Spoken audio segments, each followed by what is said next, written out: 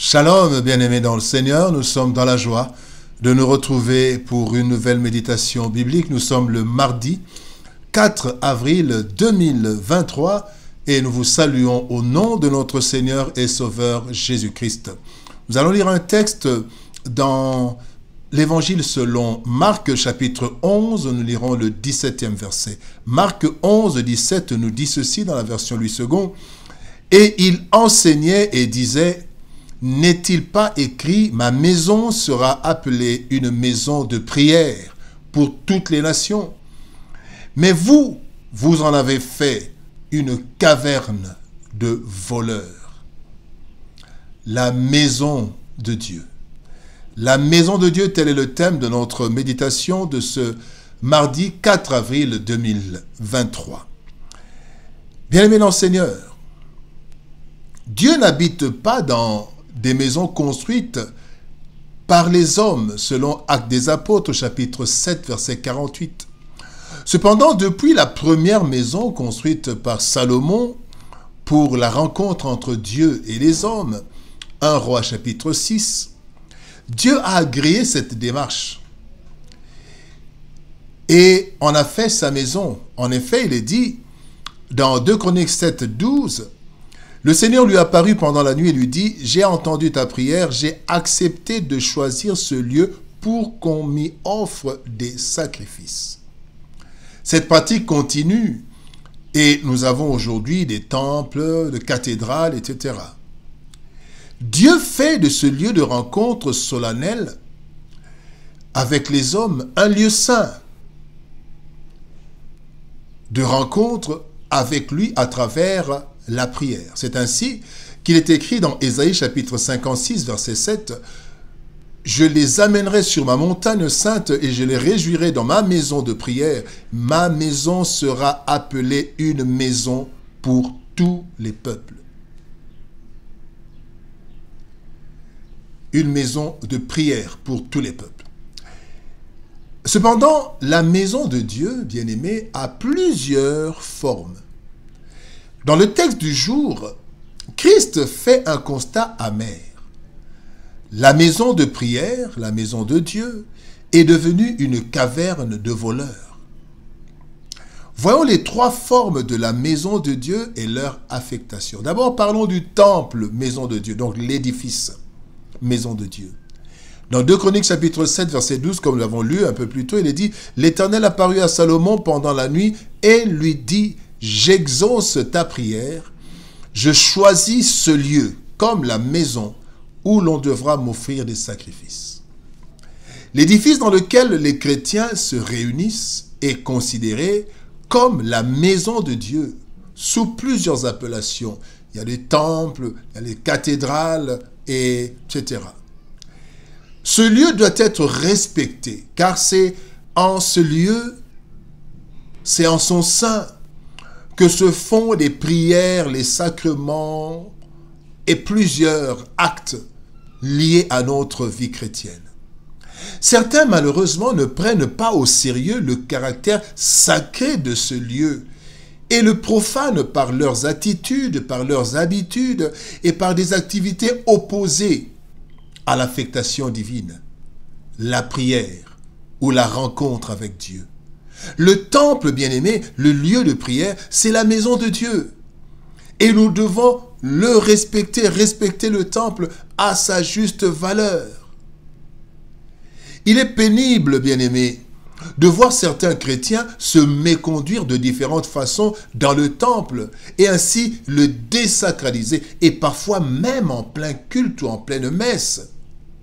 En plein culte ou en pleine messe, il y en a qui ont des mauvaises attitudes dans le lieu, dans la maison, le temple, la cathédrale, la chapelle où se tient la prière. Ça, c'est la première forme. La deuxième forme, la maison de Dieu, c'est la rencontre chrétienne. Rencontre chrétienne, maison de Dieu. Dans Matthieu chapitre 18, verset 20, le Seigneur Jésus-Christ dit ceci, « Car là où 2 ou 3 sont assemblés en mon nom, je suis au milieu d'eux. » En plus des édifices consacrés aux rencontres entre Dieu et les hommes, le lieu où des chrétiens sont assemblés se rencontrent au nom du Seigneur doit être considérée comme maison de Dieu. Et dans une rencontre de chrétiens autour du nom de Jésus-Christ, doit être considérée comme la maison de Dieu. Et les attitudes doivent en être dignes. Paul reproche ceci à certains chrétiens dans leur rencontre. Quand nous lisons 1 Corinthiens chapitre 11, verset 17, il est dit « Ce que je ne loue point, c'est que vous vous assemblez, non pour devenir meilleur, mais pour devenir pire. » Ce n'est pas normal. Dans la présence de Dieu, dans la maison de Dieu. Certaines réunions chrétiennes se transforment en lieu de colportage, lieu de médisance, lieu de commerce, etc. Et on en vient à oublier l'objet principal de la rencontre. La maison de Dieu, chaque lieu où les chrétiens se rencontrent, même en plein air, même sous un arbre, doit être considéré comme sacré, la maison de Dieu, le Dieu où Dieu réside, pendant que les chrétiens sont en train de se réunir. La troisième forme de la maison de Dieu, c'est le corps du chrétien. Corps du chrétien, maison du Seigneur. 1 Corinthiens chapitre 3, versets 16 à 17 nous dit « Ne savez-vous pas que vous êtes le temple de Dieu et que l'Esprit de Dieu habite en vous?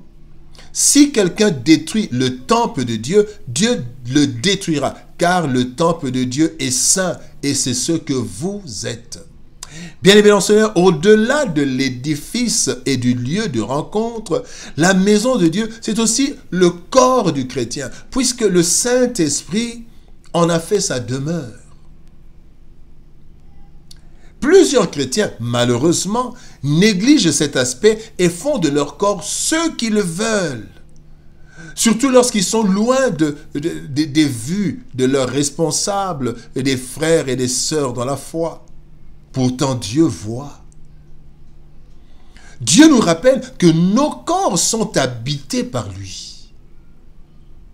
Et nous devons les considérer comme sacrés et les consacrer à la gloire de Dieu, au risque d'être détruits par le propriétaire de la maison, Dieu lui-même. Et c'est ce qu'il dit dans ce passage, la maison de Dieu.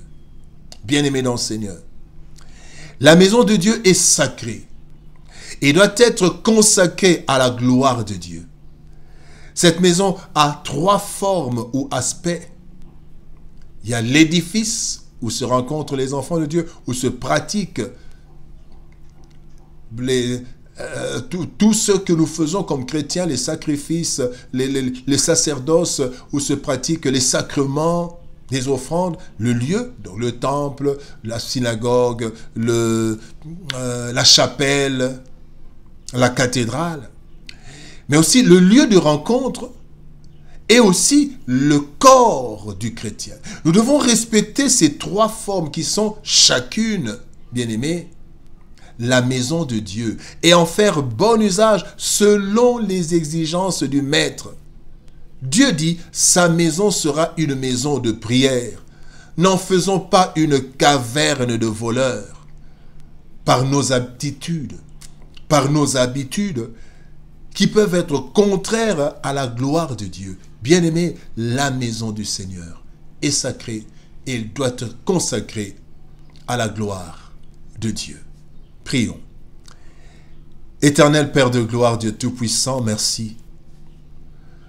Toi qui, Seigneur de gloire, n'habites pas des maisons faites par les hommes, mais tu as agréé, Seigneur ô Éternel, certains lieux, certains édifices que nous te consacrons pour y rencontrer ton peuple. Seigneur, fais que nous puissions considérer réellement à sa juste valeur le lieu de rencontre, les temples, les cathédrales, comme Seigneur de gloire, Seigneur, le lieu de prière, mais aussi ta maison. Seigneur, tu nous dis aussi que nos corps sont ta maison. Considère, chaque corps du chrétien est ta maison, mais aussi le lieu où les chrétiens se rencontrent. Seigneur, fais que nous puissions faire de ta maison un lieu de prière, une maison de prière et non une maison, une caverne de voleurs. Aide-nous par ton esprit à t'honorer à travers ta maison. Au nom de Jésus-Christ, nous avons ainsi prié. Amen. Bien-aimés dans le Seigneur, que Dieu nous bénisse. Shalom. Au revoir et à demain.